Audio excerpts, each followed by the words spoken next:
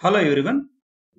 ఈ వీడియో లెక్చర్లో మనం Ulysses poem text line by line discuss చేయబోతున్నాం. అయితే ఈ పోయంకి సంబంధించిన రైటర్ ఆల్ఫ్రెడ్ లార్డ్ టెన్నిసన్. ఈయన గురించి నేను డీటెయిల్స్ ఒక వీడియో ఆల్రెడీ చేసి ఉంచాను.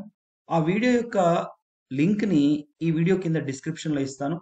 మరి ఆ వీడియోలో మనకు ఆల్ఫ్రెడ్ లార్డ్ టెన్నిసన్ గురించి అలాగే అబౌట్ ద పోయం గురించి నేను ఎక్స్ప్లెయిన్ చేశాను. అది చూసిన తర్వాత మీరు ఈ వీడియో చూడండి. లైన్ బై లైన్ నేను ఎక్స్ప్లెయిన్ చేస్తాను, అర్థమవుతుంది.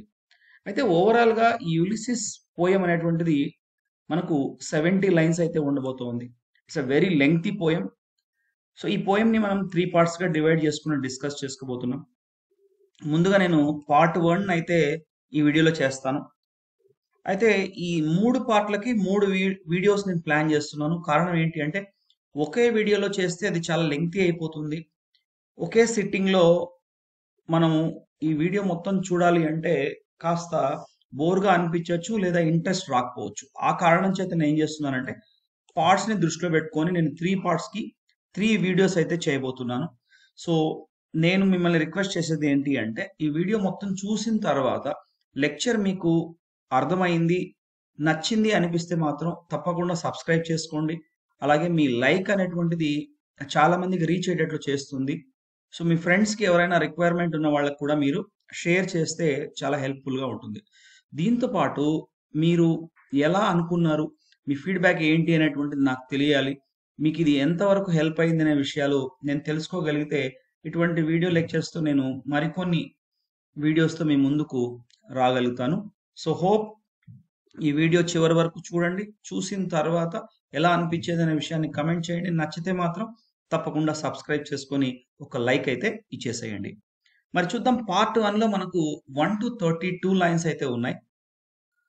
ఈ 32 లైన్స్కి సంబంధించి ఇక్కడ ఏముంటుంది అంటే అన్హ్యాపీనెస్ అండ్ డిసాటిస్ఫాక్షన్ అనేటువంటిది ఉంటుంది. ఇక్కడ యులిసిస్ అనేటువంటి పోయం ఏదైతే ఉందో it is all about Ulysses, a king of Ithaca. Ithaca రాజ్యానికి చెందినటువంటి ఒక రాజు యులిసిస్. ఈయన దాదాపు 20 సంవత్సరాలు రాజ్యానికి దూరంగా ఉంటాడు. ఒక 10 ఇయర్స్ ట్రోజన్ వార్లో పార్టిసిపేట్ చేస్తాడు. మరి 10 ఇయర్స్ అనేటువంటిది వాయేజ్ అంటే తిరుగు ప్రయాణం. తన ఓన్ కింగ్డమ్కి రిటర్న్ అయ్యేటప్పుడు ఆయనకి ఎన్నో ఆటుపోట్లు ఎదురవుతాయి. మరి అలా ఎదురవడం వల్ల 10 more ఇయర్స్ ఆయనకి పడుతుంది. అంటే టోటల్గా 20 years he's away from home. మరి ఇంటికి వచ్చిన తర్వాత 20 సంవత్సరాలు ఇలా అలవాటు పడ్డటువంటి వ్యక్తి సో ఇంటి దగ్గరే ఉండడం అతనికి నచ్చదు. సో అలా నచ్చినప్పుడు తన యొక్క ఆలోచనలు ఏ విధంగా ఉన్నాయి, తను ఏమనుకుంటున్నాడు అనేటువంటిది ఒక డ్రామాటిక్ మోనోలాగ్లో రాసినటువంటి పోయమే ఈ యులిసిస్.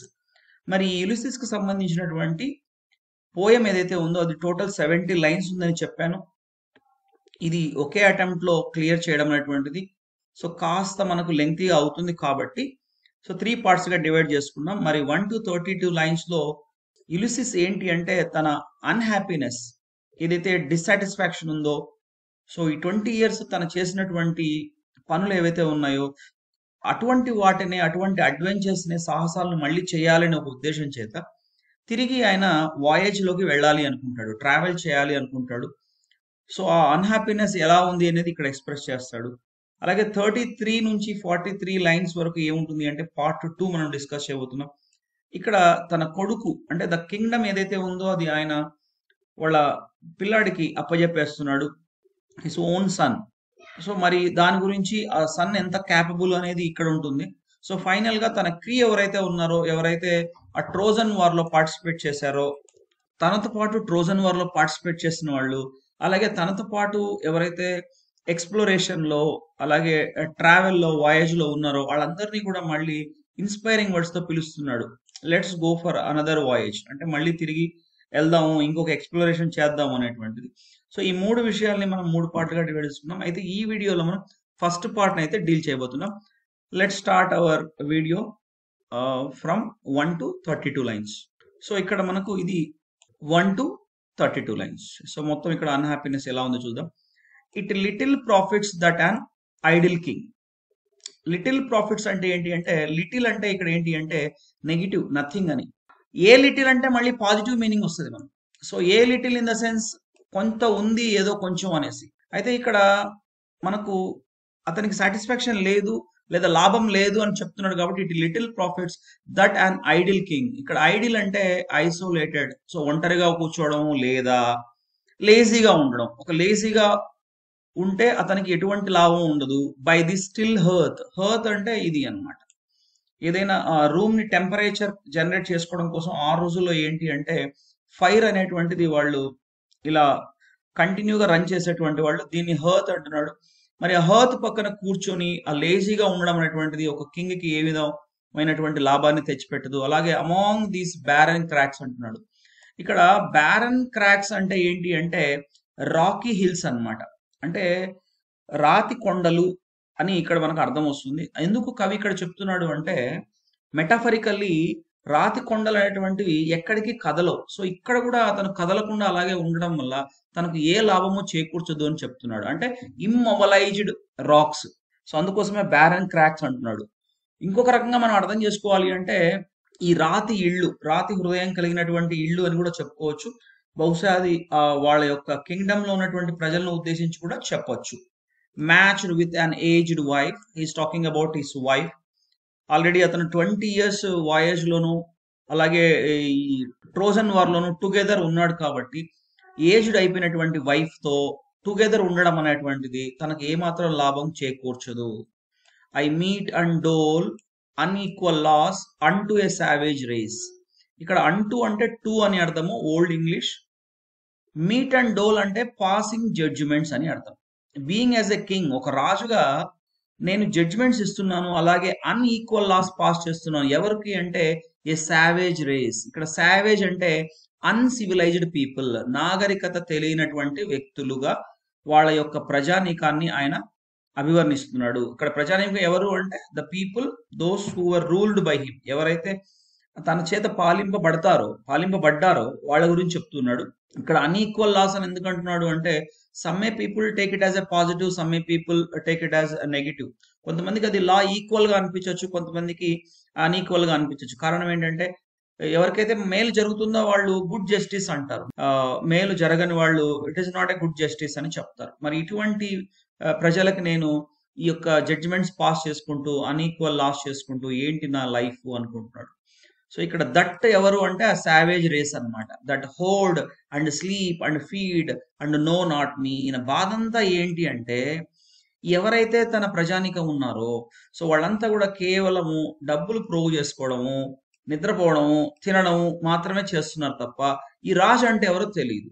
నిజానికి Ulysses is a very Brave person, a very great Greek hero. ఆ ట్రోజన్ వార్ లో విక్టరీకి ఆయన ప్రథమ కారకుడు. అటువంటి వ్యక్తిని తన ప్రజలు ఏమాత్రం గుర్తించట్లేదు. నేనంటే వీళ్ళకేమో తెలియదు, మరి ఇటువంటి ప్రజలకు నేను ఎందుకు ఇక్కడ జడ్జిమెంట్స్ ఇస్తూ నా యొక్క రెస్ట్ ఆఫ్ ద లైఫ్ ని నేను వేస్ట్ చేయాలి అని ఇక్కడ చెప్పుకుంటూ ఉన్నాడు. I cannot rest from travel. నేను ముందుగానే చెప్పాను 10 years ఆయన ట్రావెల్లో ఉన్నాడు. So return to his Kingdom, own Kingdom. మధ్యలో చాలా స్ట్రగుల్స్ ఉన్నాయి, ఎందుకంటే వాయేజ్ చేయడము అంటే not is that much easy. ఎందుకంటే ఇట్ ఈస్ అన్ అడ్వెంచరస్. కారణం ఏంటి అంటే ట్రావెల్ చేసేటప్పుడు సీలో మనకు టెంపెస్ట్లు ఉంటాయి, రకరకాల ఆటుపోట్లు ఉంటాయి. వాటన్నిటిని కూడా ఎదుర్కొని దారి మార్గంలో తప్పేసి కొత్త ఐలాండ్స్ ని కనుగొంటూ సో కింద పడుతూ వచ్చాడు మొత్తానికి. అయితే తిరిగి మళ్ళీ ట్రావెల్ చేయాలి అనుకుంటున్నాడు. సో నేనైతే విశ్రమించలేను, మళ్ళీ ట్రావెల్ చేయాలనుకుంటున్నాను. I will drink life to the less. ఇక్కడ ఏమంటున్నాడు అంటే తన యొక్క జీవితం ఏదైతే ఉంటుందో, ఇక్కడ మనం ఏమంటామంటే రిటైర్మెంట్ లైఫ్, దీన్నే శేష జీవితము అని చెప్తాం. ఆ శేష జీవితాన్ని ఈయన వృధాగా పోనిచ్చుకోదలుచుకోలేదు. పూర్తిగా ఇక్కడ లీస్ అంటే ఏంటి అంటే లాస్ట్ డ్రాప్ ఆఫ్ వైన్, చివరి బొట్టును ఏ విధంగా కూడా ఆస్వాదిస్తారో అదే విధంగా తన యొక్క జీవితంలో చివరి క్షణాన్ని కూడా కంప్లీట్ గా ఆస్వాదించాలి. ఇక్కడ ఆస్వాదించడం ఇన్ ద సెన్స్ వాయేజ్ లో ఉండాలి, ఏదో తెలియని విషయాలు తెలుసుకోవాలి, కొత్త విషయాలు కనిపెట్టాలి. సో ఇలా అన్నమాట. అయితే ఇక్కడ చెప్తున్నాడు all times I have enjoyed. ఇక్కడ చూడండి ఐ, ఎక్కడ చూసినా మనకు ఐ అని వస్తుంది.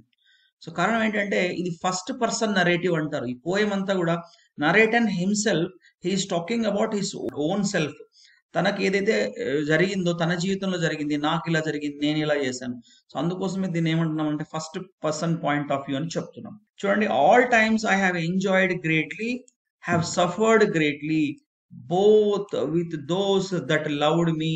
ఇక్కడ చూడండి ఏం చెప్తున్నాడంటే ఆల్ టైమ్స్ గడిచిన రోజుల్లో నేను గొప్పగా ఎంజాయ్ చేశాను, అలాగే గొప్పగా బాధపడ్డాను. అంటే బాధపడ్డాన్ని కూడా గొప్పగా బాధపడ్డాడు. సో ఇక్కడ మనం ఆక్సిమోరాన్ అని చెప్పొచ్చు.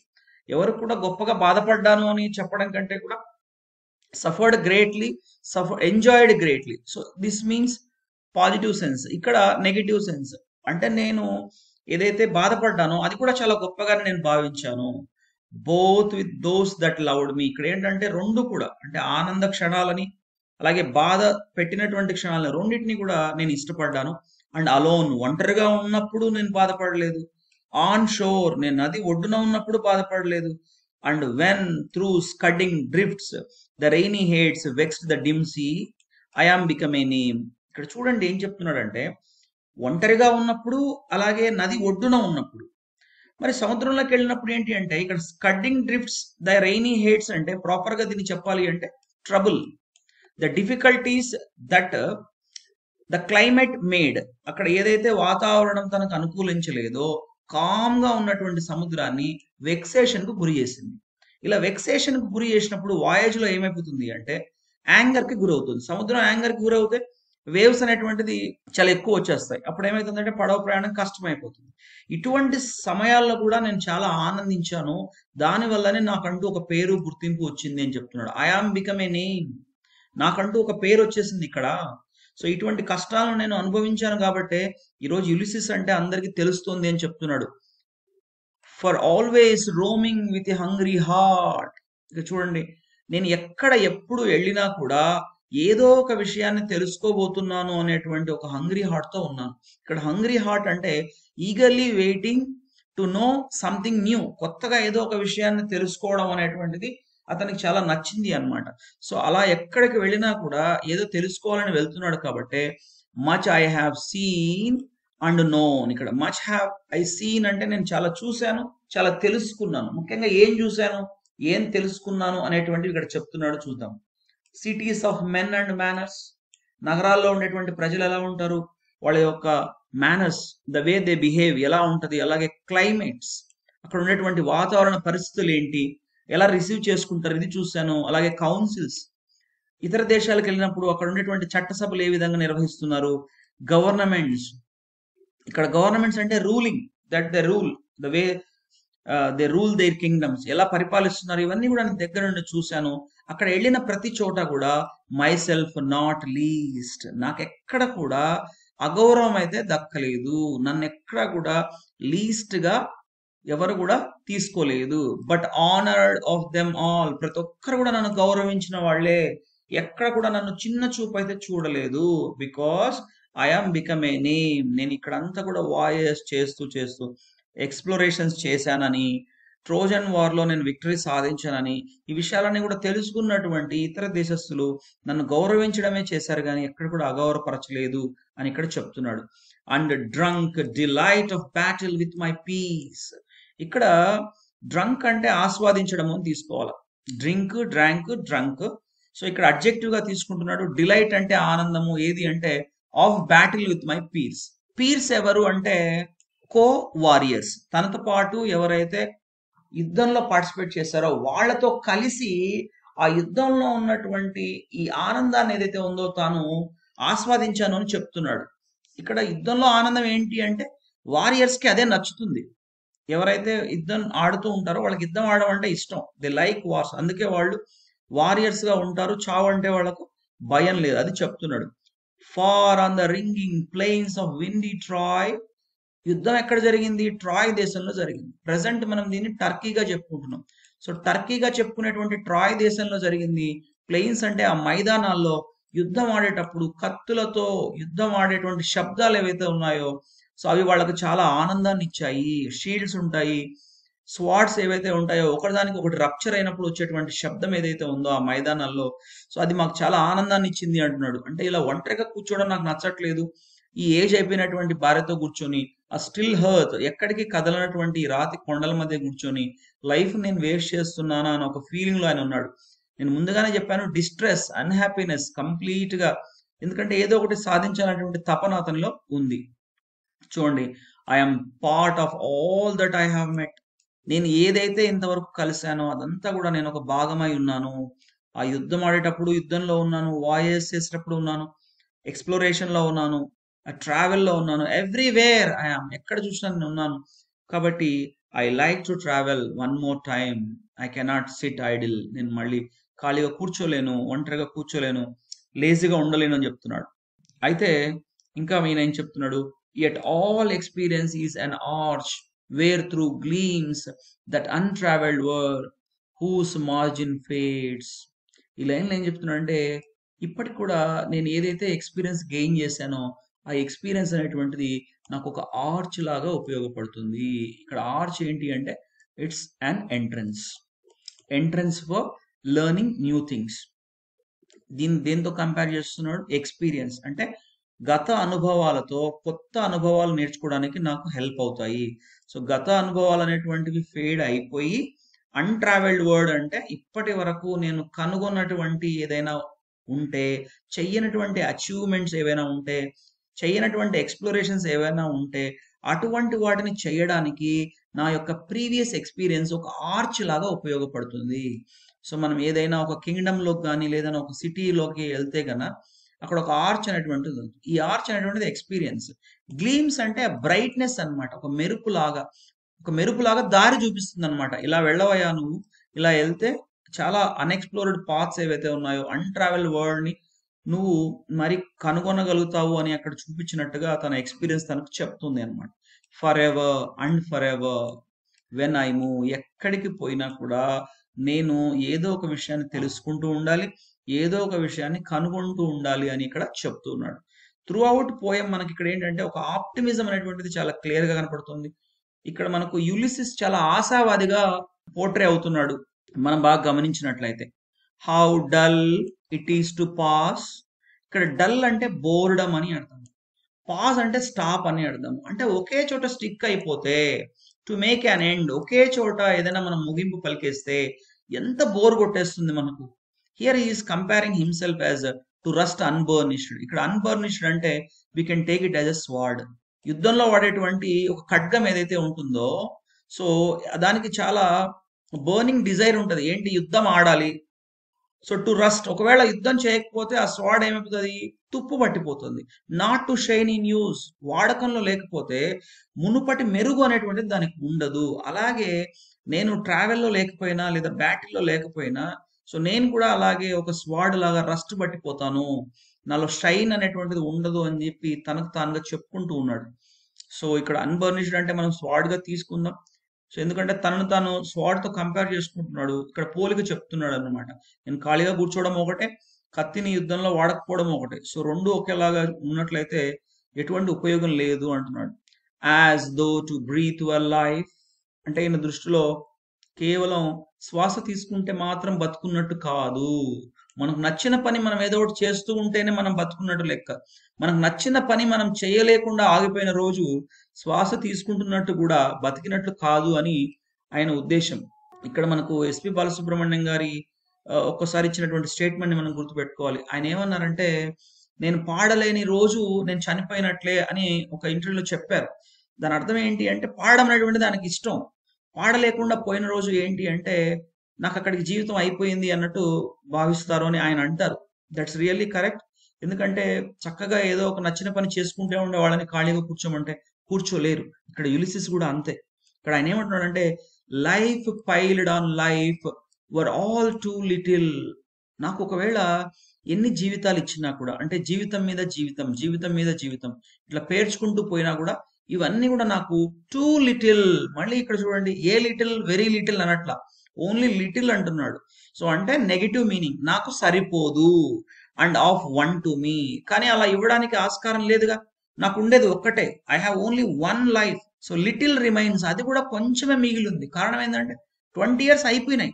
10 years వాయిస్ లోను, 10 years వార్ లోను అయిపోయినాయి. ఇప్పుడు ఏజ్ వచ్చేసింది, మరి కాస్త కూస్తో మిగిలి ఉంది. ఆ లైఫ్ ని మాత్రం నేను ఏదో ఒక విషయాన్ని తెలుసుకోవడానికి ఉపయోగిస్తాను, ఒక చోట అయితే ఖాళీగా కూర్చోబోను అని అయితే ఇక్కడ మన కవి చెప్తున్నాడు. But every hour is saved. అయితే ఇప్పుడు ఏదైతే నా జీవితం మిగిలి ఉందో ఆ మిగిలిన జీవితాన్ని ప్రతి గంటను కూడా నేను ఉపయోగించుకుంటాను. From that eternal silence. ఇక్కడ ఎటర్నల్ సైలెన్స్ ఏంటి అంటే డెత్. అంటే చనిపోయే లోపు నేను ప్రతి గంటను కూడా వినియోగించుకుంటాను, సేవ్ చేసుకుంటాను. ప్రతి గంటని కూడా ఒక ఎక్స్ప్లెనేషన్కే వాడతాను, ట్రావెల్కే వాడతాను, ఖాళీగా కూర్చోడానికి వాడను. వాట్ అన్ ఆప్టిమిజం హియర్, బాగా గమనించండి. సో ఇప్పుడు గ్యాడ్జెట్స్ ఎక్కువ వచ్చేసినాయి, టెక్నాలజీ ఎక్కువ అయిపోయింది. ఎలక్ట్రానిక్ గ్యాడ్జెట్స్ వల్ల టైం తెలియట్లేదు జనాలకి. ఒకప్పుడు టైం పాస్ అనేది తెలియకుండా ఉండే. టైం పాస్ చేయాలంటే పుస్తకాలు చదివేవాళ్ళు, దానివల్ల జ్ఞానం అయితే వచ్చేది. కానీ ఇప్పుడు ఏం చేస్తున్నారు అంటే they are passing their time by spending their much time on gadgets like electronic gadgets, like particularly mobile phones లో ఆ పిచ్చి పిచ్చికి సంబంధించినటువంటి షార్ట్స్ అన్ని చూసుకుంటూ కూడా టైం వేస్ట్ చేస్తున్నారు యూత్. ఆ టైంని ఏదైనా నేర్చుకోవడానికి స్పెండ్ చేయగలిగితే కెరీర్ అద్భుతంగా ఉంటుంది. సో దీన్ని మనం పాజిటివ్ గా తీసుకోగలిగితే a bringer of new things. So ఇక్కడ ఏమంటున్నానంటే from that eternal silence something more, ఇంకా ఏదో గొప్పగా నేను సాధిస్తాను. A bringer of new things, కొత్త విషయాల్ని కనుగొంటాను. సో కాబట్టి నా యొక్క ఈ చివరి క్షణాలను చనిపోయేలోపు ప్రతి గంట వాడుకొని కొత్త విషయాలు నేర్చుకుంటాను, ఇంకా నేర్చుకుంటున్నాను. నేర్చుకున్నది ఓకే, సో ఇంకా కొత్తగా నేర్చుకుంటాను, కొత్త విషయాలను కనిపెడుతున్నాను. అండ్ వైల్, ఇక్కడ వైల్ అంటే అన్ప్లెజెంట్, చాలా దురదృష్టకరం, చాలా బాధాకరం. It were for some 3 sons to store and hold my self. నేను ముందే చెప్పాను, ఆయన ఏంటి అంటే వచ్చేసాడు ఇంటికి, ఇంట్లో కూర్చొని 3 sons. ఇక్కడ 3 sons అంటే ఏంటి అంటే 3 days. So he wasted 3 days of time. నేను ఒక 3 రోజుల్ని పోగు చేసుకున్నాను. అలా పోగు చేసుకొని ఏం చేసినాను, వేస్ట్ చేశాను. ఎంత దురదృష్టం ఇది. ఇక్కడ వైల్ అంటే unpleasant. It were for some 3 sons అంటే 3 సూర్యోదయాలు జరిగినాయి. 3 సూర్యోదయాలు in the sense 3 days, complete గా 3 రోజులకి ఆయనకు వెక్సేషన్ వచ్చేసింది. సో ఈ విధంగా చెప్తున్నాడు.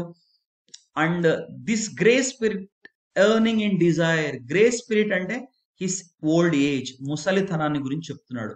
ఈ నెరిసినటువంటి సోల్ ఏదైతే ఆత్మ ఉందో, బేసికల్ గా ఒక ఏజ్ వచ్చిన తర్వాత black hair will turn into grey. So grey అయింది అంటే ఇట్ మీన్స్ ఏజ్ అనేటువంటిది వాళ్ళకి వచ్చింది అని చెప్పేసి. కాబట్టి this grey spirit yearning in desire to follow knowledge like a sinking star. ఇది ఒక సిమిలి అని చెప్పొచ్చు, ఎందుకంటే నాలెడ్జ్ ని ఒక సింకింగ్ స్టార్ తో పోలుస్తున్నాడు. అంటే సింకింగ్ స్టార్ అంటే మునిగిపోయేటువంటి ఒక నక్షత్రం కూడా వెలుగునిస్తుంది అంట. వీ కెన్ సీ సన్సెట్ జరిగేటప్పుడు కానీ, లేదా ఒక స్టార్ అనేటువంటిది రాలి పడిపోయేటప్పుడు కానీ we can see some aura behind it. So behind it మనకు కాస్త వెలుగు అనేటువంటిది కనపడుతుంది. సో ఆ మునిగిపోయేటప్పుడు లేదా ఆరిపోయే దీపానికి వెలుగు ఎక్కువ అన్నట్లు నా ఈ వృద్ధప్రాయంలో ఇంకా ఏదో తెలుసుకోవాలి అనేటువంటి కోరిక నాకు బలంగా ఉంది. సో నాలెడ్జ్ నేను ఎలా ఫాలో చేస్తాను అంటే, ఒక మునిగిపోయేటువంటి నక్షత్రం ఏ విధంగా వెలుగును చిమ్ముతుందో నేను చనిపోయేటప్పుడు కూడాను అలాగే ఏదో ఒక కొత్త విషయాన్ని తెలుసుకుంటూ జ్ఞానం వైపు అడుగులు వేస్తూ కూడా నేను మరణిస్తాను. అది ఎంతవరకు అంటే beyond the utmost bound of human thought. మనుషులు ఎవ్వరు కూడా ఆలోచించలేనంత జ్ఞానం. నిజానికి ఎంత ఎంత నువ్వు సంపాదిస్తావా చెప్పు నాలెడ్జ్ అంటే, ఇదేదో ఒక ఒక పిడికిలంతా, లేదంటే ఒక గుప్పెటంతా, లేదంటే నా చేతులు ఎంత వైడన్ చేయగలిగితే అంతా అనేటట్టు కాదు. So beyond the utmost bound of human thoughts అంటే లిమిట్లెస్ అన్నమాట. బౌండరీ అనేటువంటి హద్దు లేదు. మానవులు కూడా, సామాన్య మానవుడు ఆలోచించలేనంత జ్ఞానాన్ని నేను పొందుతాను అని చెప్పేసి ఇక్కడ చాలా ఎగ్జాగరేట్ చేసి మనకు యులిసిస్ అయితే చెప్తున్నాడు. సో ఇక్కడ చూడండి, ఎవ్రీ లైన్ లో కూడా నేను ఎక్స్ప్లెయిన్ చేశాను, డిస్ట్రెస్సే కనపడతా ఉంది. So very distress. కారణం ఏంటంటే ఖాళీగా కూర్చొని ఉండడం ఆయనకు నచ్చట్లేదు. కారణం ఏంటంటే అలవాటు అయిపోయింది. 10 years ట్రావెల్లోను, 10 years ట్రోజన్ వార్లోను. అటువంటి వాడిని తీసుకొచ్చి రాజ్యపాలన చేయవయా, నువ్వు నువ్వు మమ్మల్ని పరిపాలించుకుంటే ఏం పరిపాలిస్తాడు, నచ్చని విషయాన్ని చేయలేరు కదా. సో అందుకోసమే ఆ వ్యక్తి ఆ విధంగా చేస్తున్నాడు. So this is the first part. మీకు అర్థమైందని అనుకుంటున్నాను. 1-2 సార్లు చూడండి. నేను కొంచెం లెంత్ ఎక్కువగా ఉండడం వల్ల నేను 3 parts చేయబోతున్నాను. నేను సెకండ్ పార్ట్లో 33 lines నుంచి 43 lines ఎక్స్ప్లెయిన్ చేస్తాను. అలాగే థర్డ్ పార్ట్ కూడా చేస్తాను. డెఫినెట్ గా మీరు ఈ నచ్చింటుందని నేను భావిస్తున్నాను. ప్లీజ్ మీకు ఈ పోయం నచ్చిందంటే మాత్రం సబ్స్క్రైబ్ చేయకుండా మాత్రం ఉండొద్దండి. లైక్ అయితే తప్పనిసరిగా ఇవ్వండి. అలాగే మీ ఫ్రెండ్స్తో కూడా షేర్ చేసుకోండి. మీ వాల్యుబుల్ ఫీడ్బ్యాక్, మీకు ఎలా అనిపించింది, మీకు ఎలా అర్థమైందనే విషయాలు అయితే ఫీడ్బ్యాక్ రూపంలో తప్పకుండా కమెంట్ చేయండి. సో నేను దానికి సంబంధించి ఏదైనా డౌట్స్ ఉంటే కూడా I will definitely reply you. Keep watching my videos. Thank you once again.